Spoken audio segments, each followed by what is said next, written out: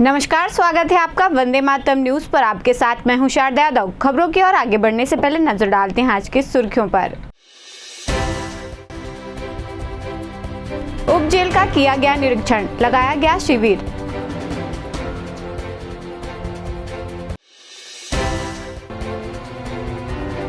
भालू के हमले से वृद्धा की मौत, पसान क्षेत्र की घटना।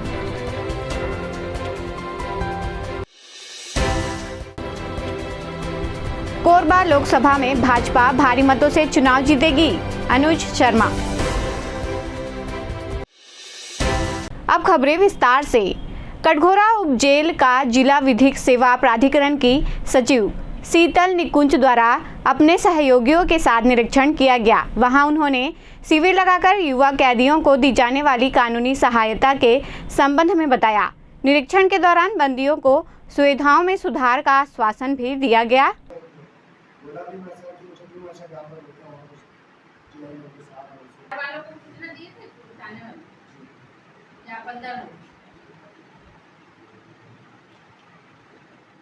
कटघोरा वनमंडल के ग्राम गोलबहरा गांव की निवासी 70 वर्षीय मंगलीबाई समीप के जंगल में महुआ बीनने गई थी।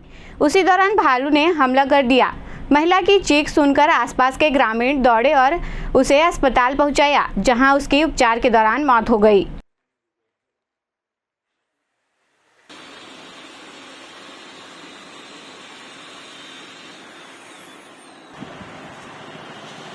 कोरबा में हिंदू नववर्ष अद्भुत तरीके से मनाया जाता है और लोगों में गजब का उत्साह देखा जाता है। यह बात धरसीवा विधायक अनुज शर्मा ने कही। उन्होंने दावा किया कि भाजपा कोरबा लोकसभा चुनाव में प्रचंड मतों से विजयी होने वाली है। भाजपा शासन में कलाकारों को उचित मंच व सम्मान प्रदान किया जाएगा। राज्य सरकार द्वारा पहल की जाएगी। अनुज शर्मा ने अपनी बात को आगे बढ़ाते हुए कहा कि कोई बाहरी नहीं होता है। देखिए, मुझे ऐसा लगता है कि हिंदू नववर्ष मनाने का जो उल्लास, जो वातावरण कोरबा नगर में देखने को मिलता है, वो बड़ा अद्भुत और गजब का होता है।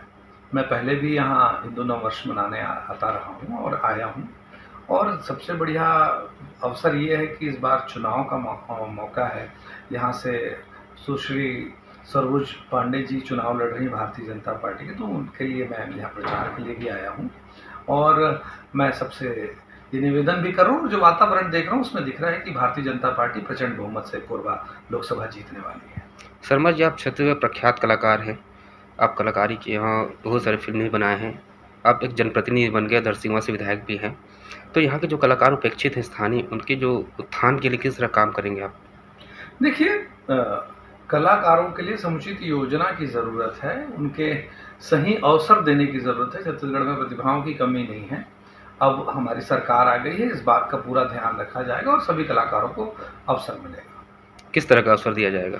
कुछ प्लेटफॉर्म उसके लिए बनाया जाएगा? देखिए, सबसे पहली बात ये होता है, सिर्फ कला का प्रदर्शन एक मीडियम नहीं होता है। सही प्रतिभा को सही प्रशिक्षण मिले, सही अवसर मिले, सही भुगतान मिले, सही तरीके से उनकी प्रस्तुति हो, ये बहुत सारी चीज़ें हैं। उनके जीवन में जो आने वाली समस्याएं हैं, चाहे वो उनको आर्थिक रूप से समृद्ध करने के लिए हो या उनके स्वास्थ्यगत समस्याओं का समाधान करने की बात हो, इन सभी विषयों पे हमारी सरकार काम करेगी। क्या नहीं लगता कि छत्तीसगढ़ की फिल्म सिटी बननी चाहिए? देखिए, फिल्म सिटी बननी चाहिए, लेकिन क्या कितने की ज़रूरत है? कई बार ऐसा होता है कि अगर आप पूरी योजना के साथ चीज़ों को नहीं बनाते हैं तो उसमें परेशानियाँ होती हैं। फिल्म सिटी बना देंगे, कितने लोग शूटिंग के लिए आएंगे, ये बहुत महत्वपूर्ण होता है। वहाँ आपका जो इन्वेस्टमेंट है उस पर क्या रेवेन्यू आपको वापस आ रहा है, ये भी बहुत महत्वपूर्ण है। इन सब चीज़ों को ध्यान में रखते हुए देखिए, यूपी में नोएडा में बहुत बड़े फिल्म सिटी की प्लानिंग चल रही है, लेकिन अभी तक वो उस फ्लो में नहीं आ पाई है। तो इस बात को बहुत सोच समझ के प्लान करने की ज़रूरत है। हमारे यहाँ के भाजपा प्रत्याशी को बाहरी प्रत्याशी कहा जा रहा है। कांग्रेस ने इस बात को बहुत जोर से उठाया है। आपको क्या लगता है कितना पक्ष है सरोज पांडे जी के पक्ष में यहाँ का माहौल? देखिए, सरोज पांडे जी एक राष्ट्रीय स्तर की नेता हैं और उनके लिए छत्तीसगढ़ में किसी भी सीट से लड़ना या देश की किसी भी सीट से लड़ना कोई बाहरी कहने वाली बात नहीं है। वो छत्तीसगढ़ की हैं। छत्तीसगढ़ में उन्होंने एक सांसद के रूप में, एक मेयर के रूप में, एक विधायक के रूप में उन्होंने काम किया और राष्ट्रीय नेतृत्व ने उन्हें कोरबा की जिम्मेदारी दी है। तो हमारी राष्ट्रीय स्तर की नेता हैं, वो किसी भी स्थान से चुनाव लड़ सकती हैं। नगर पालिक निगम द्वारा शहर के सौंदर्यीकरण के लिए विभिन्न चौक चौराहों और सड़क के किनारे दीवारों में कलाकृतियां बनाई गई हैं। लाखों रुपए खर्च कर बनाई गई कलाकृतियों की हालत रखरखाव के अभाव में खराब होने लगी हैं। कलाकृतियां गंदगी व धूल से अटे पड़े हैं। मूर्तियों का अंग भंग हो रहा है।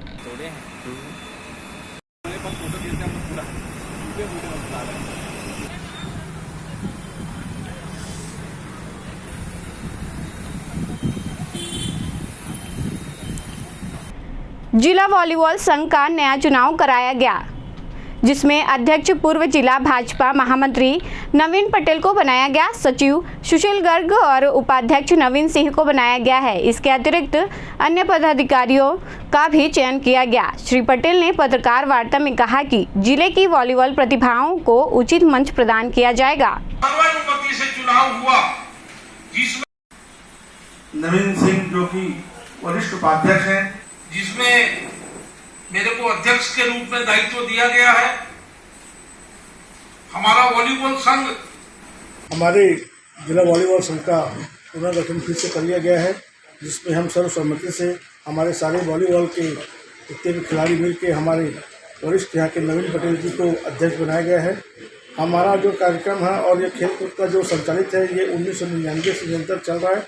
हमारे नवीन पटेल जी के आने से और यह भव्य रूप से चलेगा, ऐसा मेरा मानना है। और यहाँ पे अच्छे अच्छे खिलाड़ी तैयार करके हम राज्य स्तर और राष्ट्रीय स्तर के खिलाड़ी तैयार करेंगे, जिसमें हमारा कोरबा जिला का नाम रोशन हो और वो छत्तीसगढ़ में और जाके राज्य स्तरीय से खेल के राष्ट्रीय स्तर तक जाएंगे।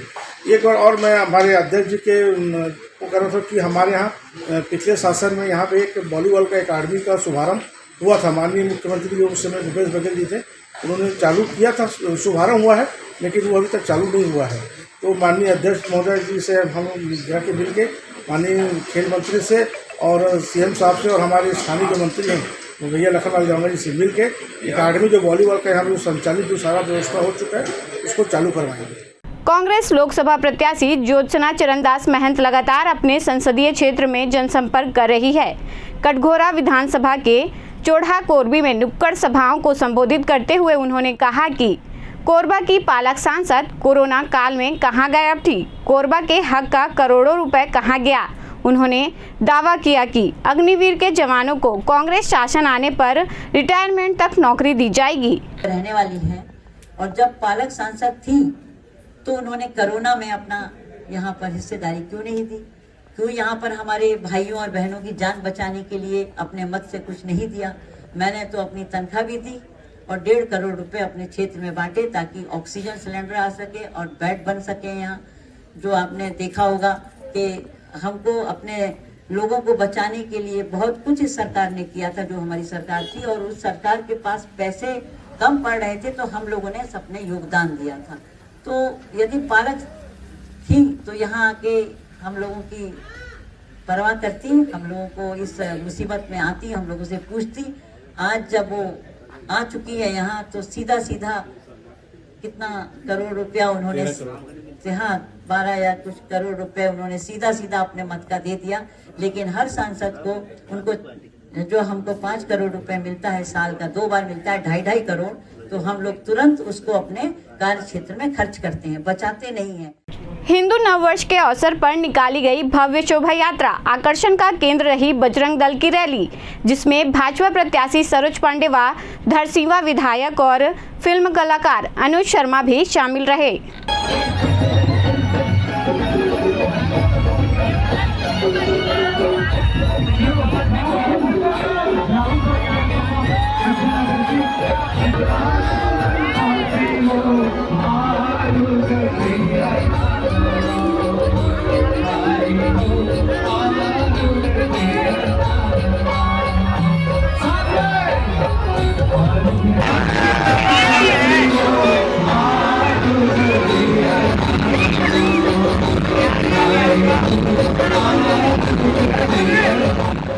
कोरबा लोकसभा से कांग्रेस प्रत्याशी ज्योत्सना चरणदास महंत ने हिंदू नववर्ष के अवसर पर निकली रैली में फूलों की वर्षा की। इस अवसर पर उसके साथ महिला कांग्रेस की पदाधिकारी भी शामिल रहीं।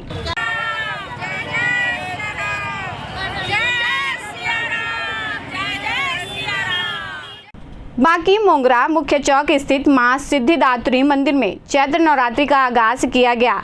इस मौके पर भव्य कलश यात्रा निकाली गई, जिसमें सैकड़ों महिलाओं ने उत्साहपूर्वक भाग लिया।